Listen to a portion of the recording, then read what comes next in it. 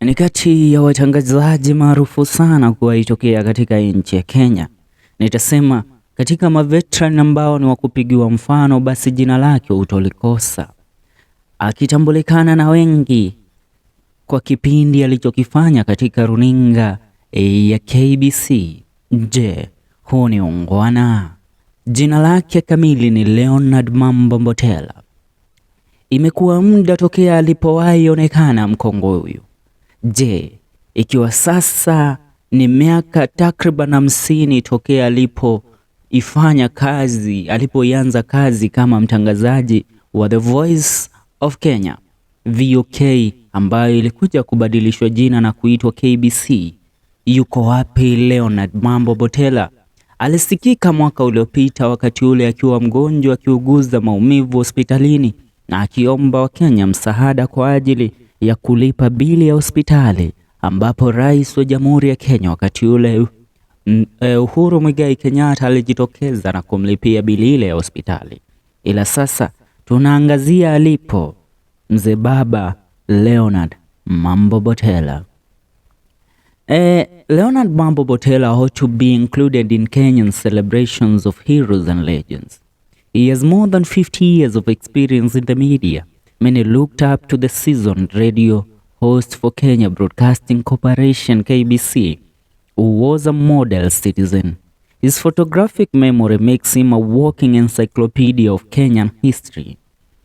Je, huu ni ungwana? His program is the longest in the Kenyan media industry's history.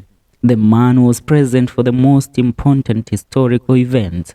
Veteran Kenyan journalist Leonard Mambo Mbotela, well known for his program Je, huu ni ungwana, which aired on the government-owned KBC Radio Taifa and KBC Channel 1. Now, James Mbotela, Leonard Mambo Mbotela's father, and Ida Mbotela, his mother, gave birth to him. James's father was a remarkable East African educator. Ida, his stunning and well-represented wife, was a strong woman. These are some facts about Mbotela you might not be aware of, despite the brand's fame.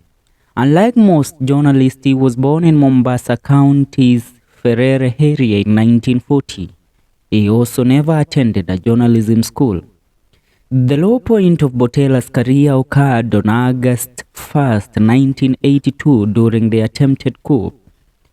Prior to joining Kenya Broadcasting Corporation and Voice of Kenya, where he was aired on a full-time basis in 1964, he worked as a trainee reporter for the Kenya Weekly News and the East Africa Standard newspaper.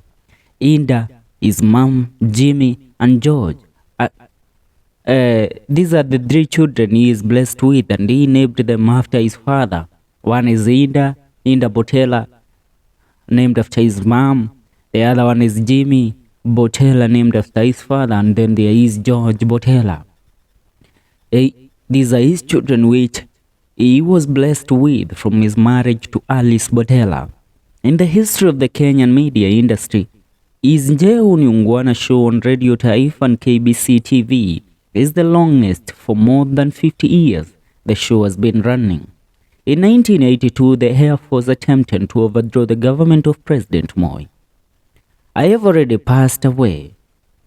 Leonard was forced to broadcast the news on multiple occasions after armed thugs broke into his home and took him to the broadcasting facility to air the news. He corrected the misinformation and updated Kenyans on Moi's government status after the thugs had left. He worked there for a short while before going back to KBC. Later on, he was appointed to the PPU again, a position he held until his decision to retire in 1997. He was no longer with KBC, but he kept recording the Je, huu ni ungwana show. He recorded the audios himself and sent it. Even at 83 years, Leonard Mambo Mbotela maintains excellent health and physical fitness because of the lesson he taught. He taught in the just stated passage. He left a legacy that will be honored long after his passing.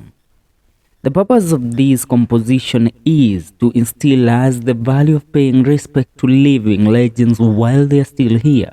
Tunasema mpe maua yake wakati angali hai mzee huyu Leonard Mambo Mbotela.